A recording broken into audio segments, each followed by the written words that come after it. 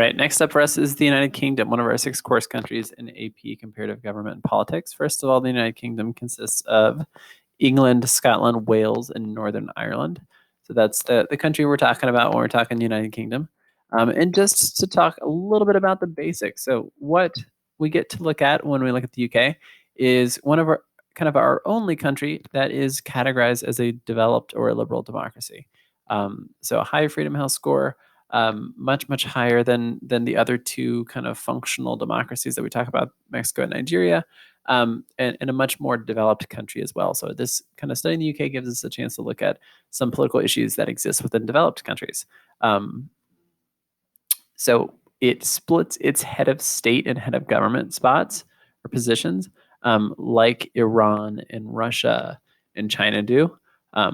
So the head of state, often mostly ceremonial role, Queen Elizabeth II, and then most of the heavy lifting comes to the prime minister, who is at this point Boris Johnson.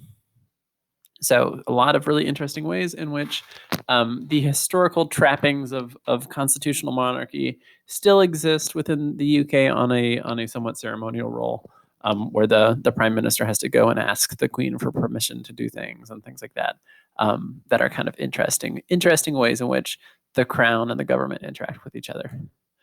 So the UK is a unitary state, but just in the same way that our federal states are not very good federal states, our unitary states still give some devolved powers at subnational levels. So in the last 25 years, Scotland, Wales, and Northern Ireland each have been devolved regional parliaments. A lot of other kind of devolved powers that exist to Scotland and Ireland or Northern Ireland and Wales. So it's interesting to see kind of, even though the UK maintains this sort of unitary structure at the national level, there is the process of devolution has occurred within the country. And probably most importantly, studying the UK gives us a chance to look at the parliamentary democracy that exists within it. So a really good contrast to the presidential systems that we see in Nigeria and Mexico and that we have in the United States. So some really kind of a really interesting alternative in terms of government. So much of the power within a parliamentary democracy obviously lies in Parliament, and specifically in one House of Parliament, the House of Commons. So it's interesting to see all of the different ways in which kind of the fusion of powers exists. Kind of the legislative branch and the executive branch are fused together in many ways, and you see both of those branches of government kind of existing within the same people. So the party that controls the House of Commons essentially functions as both the executive and legislative branch at the same time. And the UK also has a bicameral legislature, but that's not that important because the House of Lords doesn't do a whole lot. All right, continuing on. So I think the UK is really interesting in a lot of ways because we get to see the historical evolution from monarchy to liberal democracy throughout the 18th, 19th, 20th, and 21st century. So we get to see how democracy continues to evolve within the country. We already talked a little bit about the parliamentary democracy, but it is interesting to see the ways in which, even within the House of Commons, because so much power is in one part of the government, there's a really heavy reliance on party discipline and also on like consensus around norms that exists, and a lot of ways in which there's accountability built into the system in certain ways. All right, the UK's government, really important to study because of its influence in other countries as well.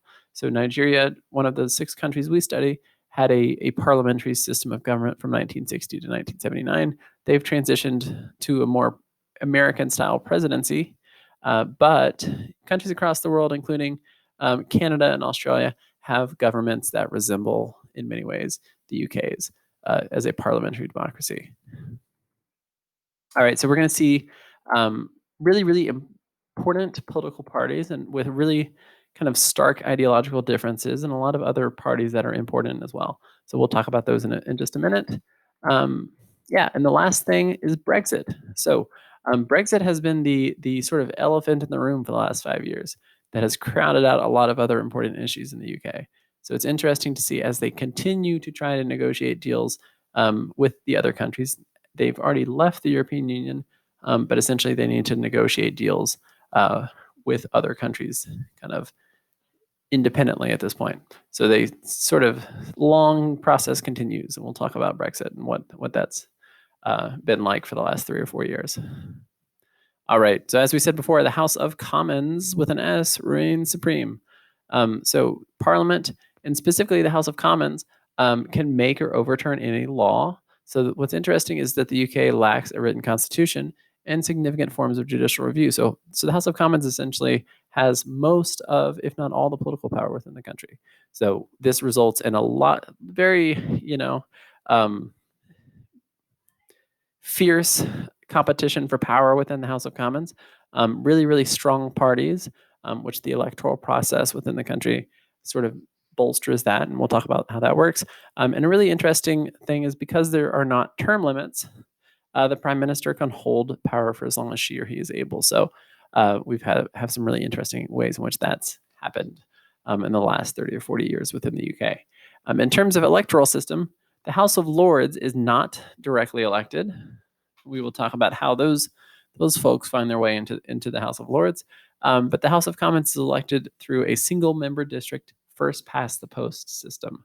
So each MP or member of parliament essentially runs in one of the 650 districts that exist within the United Kingdom, including the prime minister, who usually what happens is that they take the most important people within the party and they run them in the safest seats. So we will talk all about that process and some of the really fun, I think, ways in which the House of Commons represents kind of the center of the universe within the UK. And kind of the last election, so the UK has had a ton of really, really important elections in the last 5 years, including Brexit as a referendum. They've had 3 general elections in the last 5 years, and this is the latest one. So the Conservative Party has at this point held power for about 10 years, and they gained their stranglehold kind of as Boris Johnson solidified his support within the country. So this is kind of the current outlook between the countries. So you have the Conservative Party and the Labour Party. Conservative Party being center right, Labour Party being center left, and then the third national party that exists is the Liberal Democrats, and they are all over the place a little bit, but they are a little bit more centrist. And then you have a lot of really strong regional parties. So the Scottish National Party out of Scotland, the Democratic Unionist, and Sinn Féin out of Northern Ireland, Plaid Cymru out of Wales. I don't know what these other parties are, but you can kind of see the kind of 2 main parties. So the first past the post system kind of result in 2 main parties, but a lot of really interesting ways in which the regional parties kind of throw things out of whack within the UK. All right, thanks. Bye.